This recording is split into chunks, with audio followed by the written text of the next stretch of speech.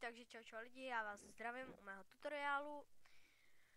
Já se jmenuji Matěj, možná mě někdo znáte z Let's Playu. Mám tam teďkom jeden, tam budu mít teďkom na YouTubeku.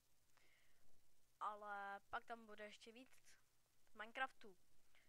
V tomto díle si ukážeme, jak vlastně si stáhnout a nastavit Bandicam. Takže, půjdeme na nějaký internetový prohlížeč. Já chodím většinou teď takhle na Google. Čekáme a napíšeme www.bandicam.com. No tak.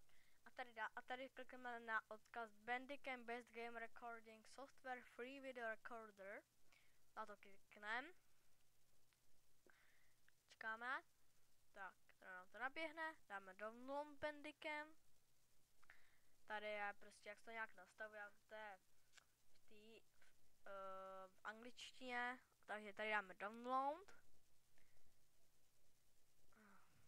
Počkáme. Potom bude toto. A tady se má pak objeví za chviličku toto na stáhnutí, ale teď stahovat nebudu, protože já už si to stahuju, já už to mám teda stáhlý. No, pak se mám objeví tahle složka, tu si rozkliknete, dáte spustit, já to mám tady už, protože natáčím, takže já to dělám takhle. Tak a pak tady dáte obecně, tady budete mít a tady máte, kam to chcete ukládat, takže dáte tohle. A já jsem si udělal novou složku, Bandicam videa jsem si to nazval a tam se mi to ukládá. Jedno, kam to budete chtít ukládat vy. Tak, pak dáme video, kdy to chcete start, a kdy stopnout nebo pauznout, a tady to i stopnete jako to video. Snímek, to je prostě, kdy to chcete prostě, fotit prostě, kdy to chcete fotit.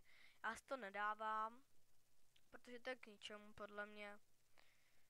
Pak JPG, vysoká kvalita, tam budete mít nastavený všichni. O programu něco, to je nic. A to by... jo, ještě tady možnosti. To direkt, to si nedávejte, když chcete natáčet, tak dávajte vybrané pole, protože je to jinak moc nejde, nevím jak to bude u vás, ale musíte dávat vybrané pole, jo. Tak jo, no, snad jste to všichni pochopili, takže ještě jednou ukážu, nic, tady mám označený toto, nic a toto, no, myslím si, že to je hodně jednoduchý. Takže já bych se s vámi rozloučil a mějte se, čau.